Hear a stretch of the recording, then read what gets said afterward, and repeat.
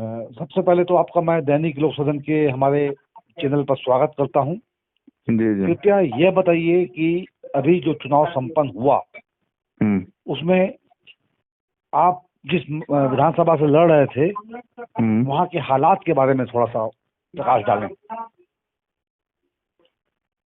हाँ, आपके बैकुंठपुर का जी जी।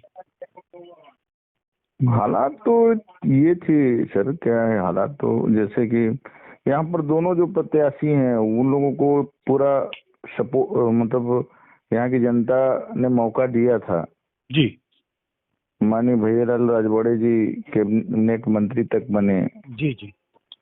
उनको पूरा, लेकिन वो भी कोई मूलभूत सुविधाएं और चीजों से कुछ कर नहीं पाए। जी जी। और उसके विरोध में ही इनको मिला था अंबिका सिंह जी को। जी जी। वो भी कुछ विशेष नहीं कर पाए। लोग स्वास्थ्य और शिक्षा जैसे कई चीजों के लिए भटकते रहे। जी जी। आपके कोर्ट कचहरी का चक्कर लगाते रहे। जी जी। और छोटे छोटे कामों के लिए उन्होंने दूरी बना के रखी जनता के साथ। जी। कभी उनकी समस्याओं को जानने का प्रयास ही नहीं किया। जी जी। और वो तो कैबिनेट मंत्री थे, इसके बाद भी चुनाव हार गए थे। जी जी। इसके बाद से 5 साल उन्होंने जनता के टैक्स से जो पैसा मिलता है, वो उनको पेंशन मिलता है, वो उसका भरपूर फायदा उठाते रहे। और जनता के बीच में कोई काम हुआ नहीं दोनों की ओर से। जी जी। तो इसकी वजह से जनता थोड़ा रुष्ट थी और उनको एक ऑप्शन की जरूरत था, तो हम लोगों ने पेश किया है। जी जी जी। और जनता का समर्थन मिला भी है। जी जी। कृपया हमें यह बताएं कि आप जब चुनाव लड़ रहे थे तो जनता से आपका क्या संवाद हो रहा था? ये संवाद तो मेरा वही था कि भाई हम तो 15 साल से संघर्ष कर रहे हैं यहाँ पर। जी जी। एक क्षेत्रीय दल के नाते, और मैं लगातार मेरी तीसरी बार चुनाव में था मैं। जी जी। यही शिक्षा स्वास्थ्य को लेकर और यहाँ की जो मूल, क्योंकि खासकर क्षेत्रीय मुद्दों पे जब बात हम कर रहे थे तो ये खनिज संपदा से भरा है ये क्षेत्र जो है। जी। विधानसभा भी जिला के साथ साथ, तो यहाँ पर अगर उनका जो टैक्स है उसका ही सदुपयोग अगर हो गया होता तो ये तो सत्ताधारी दल के विधायक थे ना। जी जी। तो उन्होंने ना इनको एजुकेशन को ठीक करने में इनका कोई इंटरेस्ट रहा, कभी कोई स्कूल नहीं गए, वहाँ के पढ़ाई के बारे में नहीं पूछे। तो हमारा सबसे बड़ा संवाद तो ये था, स्वास्थ्य वाला जो बात है। स्वास्थ्य इतना बड़ा, मतलब जिला हॉस्पिटल है, वहाँ पर नॉर्मल हमारे जो बहनों का डिलीवरी वगैरह की बात अगर आ जाती है, उस समय ये वहाँ पर कोई सहयोग नहीं कर पाता।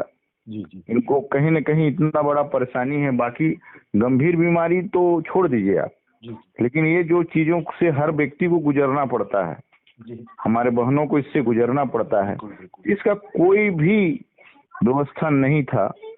हमने तो कई बार,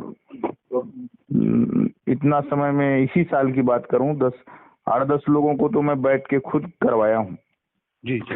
ये बहुत बड़ा समस्या था जिसको ना बीजेपी के लोगों को इसको परवाह था जनता का, ना कांग्रेस की जो मैडम को भी परवाह था। क्योंकि ये बहुत सारी ये मेन 2-4 समस्याएं थी। और बाकी तो मूलभूत चीजें है ही। जी जी। तो 75 साल से हर पार्टी यही बोलती आ रही कि हम रोड बनवा देंगे, पुल बनवा देंगे, पानी भिजवा देंगे। किसानों का जो समस्या, सिंचाई व्यवस्था पर कोई काम नहीं हुआ। आय दोगुनी की बात किए, लेकिन हमारे खेत को अगर पानी नहीं मिलेगा, किसान का कैसे मतलब व्यवस्था में सुधार आएगा? जी। हुआ नहीं। कि बहुत सारी जो मूलभूत सुविधाएं, मतलब चीजें हैं जो दिमाग में टच किया। जी जी। और बाकी तो ठीक है। जी जी। कमलो जी, कृपया ये बताइए कि बसपा का और गोंडवाना का जो ये गठबंधन हुआ है, ऐतिहासिक गठबंधन, जिससे बड़ी ऊर्जा दिखाई दे रही थी कार्यकर्ताओं में और पार्टी में भी, इसके क्या परिणाम आने की संभावनाएं हैं?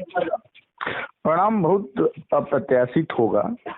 और क्योंकि दोनों जो दल के जो लोग संघर्ष किए इतने दिन से, चाहे बहुजन समाज पार्टी के हों या गोंडवाना गणतंत्र पार्टी के, दोनों का एक सपना था कि मानवर कांसीराम जी का जो सपना था, दादा मरकाम जी का जो सपना था कि यहाँ के लोगों को मतलब उनको ये जो मूलभूत सुविधाएं और बहुत सारी चीजों को से नहीं उनको हक अधिकार मिल पा रहा है, वो सबको बराबर मिले। इसके लिए जो संघर्ष उन्होंने ईमानदारी से किया, उसका रिजल्ट आने का जो समय था वो अच्छा समय था। जी कृपया हमें हमारे दर्शकों के लिए यह भी जानकारी दें कि क्या अगरचे बसपा और गोंडवाना कुछ अच्छी सीटों पर अच्छा प्रदर्शन करके विधानसभा पहुंचती हैं, तो क्या ऐसा अलग होगा जो कांग्रेस नहीं कर पाती और भाजपा नहीं कर पाती है?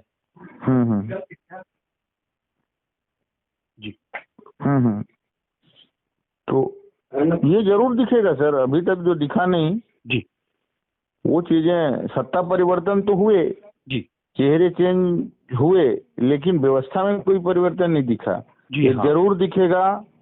आम मतलब हम सत्ता में चाहे जैसा भी परिस्थिति बनेगा जी, हम मतलब ये परिवर्तन दिखेगा, व्यवस्था में परिवर्तन दिखेगा, और हम जनता के जो भी समस्याएं हैं जी, उनको भरसक पूरा प्रयास किया जाएगा कि इनको क्या है, माना ये जाता है कि एक नागनाथ है, एक सांपनाथ है।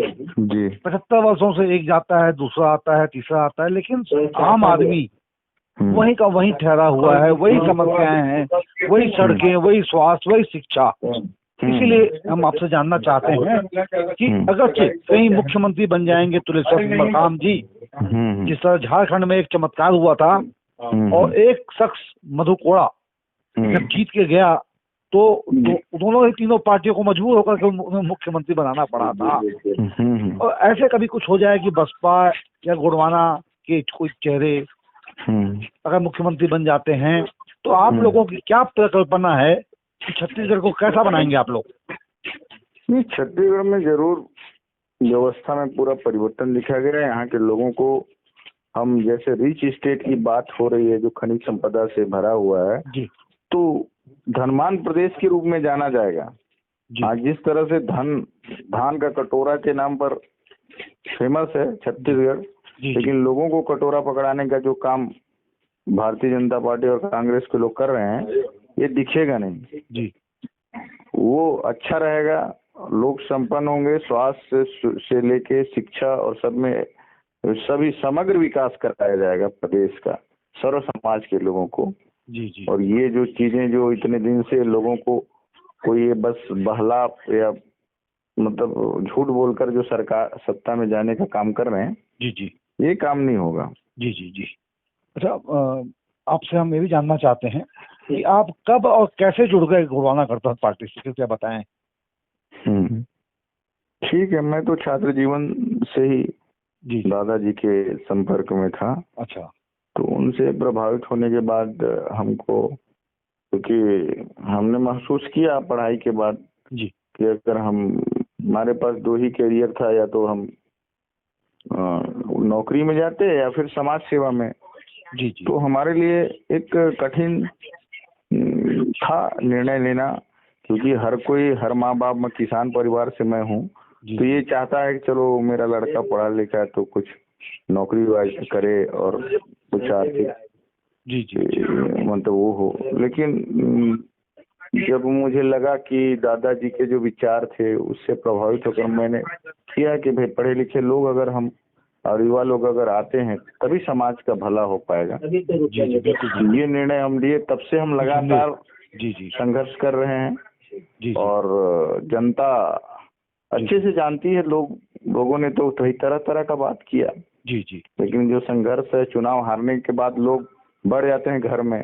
लेकिन हम तो 2 बार चुनाव हारे हैं। इसके पहले चुनाव लड़वाए, तो हमने तो हार से सीखा है। और मेरा भी चुनौती है कि असंभव है उसी को संभव करने का जो शुरू से करके दिखाएंगे। जी। वाकई आपका जो संघर्ष है वो पार्टी के और मैं समझता हूँ कि देश और प्रदेश के आम जन के लिए भी प्रेरणादायक है। संजय सिंह जी, कृपया इसी तारतम्य में प्रश्न मेरा ये भी है अगला कि कृपया अपने बारे में, आप अपने बारे में अपने श्रीमुख से बताएं कि आप का जन्म कहाँ हुआ, शिक्षा दीक्षा कहाँ हुई।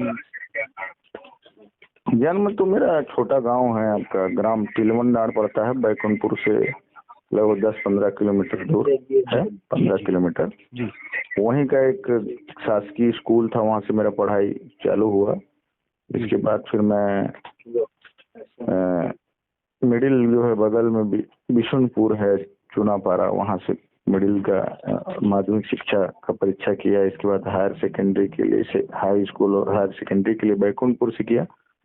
इसके बाद मैं engineering diploma SB poly Bhopal से श्यामला हिल्स से किया हूँ। इसके बाद से हमने निर्णय लिया आने के बाद कि हमको ये लगा कि भाई हम इतना दिन बाहर रहने के बाद हमको गांव के लोग ये जानते जरूर कि वो पढ़ रहा है इनके परिवार से, लेकिन पहचानते नहीं थे। मुझे भी थोड़ा पहचानने में दिक्कत होता था, तो हमको लगा कि हम बाहर अगर नौकरी में जाएंगे, रिटायरमेंट के बाद आएंगे तो समाज के लिए कुछ कर नहीं पाएंगे। तब से फिर मैंने निर्णय लिया और दादा के विचारों से प्रभावित होकर ये सब काम हुआ। मुझे मतलब एक सपोर्ट मिला अपने को निर्णय लेने में। तो तब से अपन काम कर रहे हैं पार्टी को लेके। चलते चलते अंतिम आपसे हम जानना चाहते हैं कि बसपा और गोंडवाना का जो गठबंधन है, ये दो भाइयों का गठबंधन है, हम जानना चाहते हैं इसमें बड़ा भाई कौन है, छोटा भाई कौन है, और मजे की बात यह है कि मुख्यमंत्री बनने का या ऐसा कुछ सरकार में, क्योंकि माना जा रहा है कि सरकार इस दफा त्रिशंकु बन सकती है और आप लोगों के बिना सहयोग के शायद नहीं बन पाएगी। तो ऐसे में क्या ऐसी स्थिति बन सकती है कि बड़ा भाई कौन, छोटा भाई कौन? नहीं, छोटा बड़ा का तो बात नहीं है सर, क्योंकि हम दादा का और विचार ही रहा है कि जो जितना जिसकी जो हक अधिकार है उसको उसका हिस्सा मिलना चाहिए। क्योंकि दोनों पार्टियों ने निर्णय लिया है कि हम यहाँ पे हमको मौका मिलता है तो हम एक आदिवासी मुख्यमंत्री बनाएंगे, क्योंकि प्योर छत्तीसगढ़िया। ऐसा नहीं कि कोई बनावटी। तो ये दोनों पार्टियों ने सहमति जाहिर की है गठबंधन में। और दोनों पार्टी का सपना था ताकि ये अपना विकास कर के साथ साथ पूरे जो है छत्तीसगढ़ियों का, सर्व समाज का विकास, समग्र विकास कराएं और एक छत्तीसगढ़ का पहचान पूरे देश विदेश में हो। तो इसको लेकर दोनों पार्टियों ने संकल्प लिया है, तो निश्चित है इसका रिजल्ट बहुत अच्छा होगा। आपका बहुत बहुत धन्यवाद, आपने अपना बहुत कीमती समय दिया हमें। आपसे निवेदन है, ठीक है, आपको भी रहेंगे, आपको भी और आपके दर्शकों को भी मेरी ओर से सादर सेवा जोहार के साथ। अच्छा, आपसे अंतिम ये आग्रह है कि जो हमारे प्रत्याशी थे ना गोंडवाना गणतंत्र पार्टी के, अगर संभव हो सके तो मुझे ना उनके फोन नंबर और नाम चाहिए थे, ताकि मैं चाह रहा था कि एक एक दो लोग बात करते चले। ठीक है, मैं करवाता हूँ।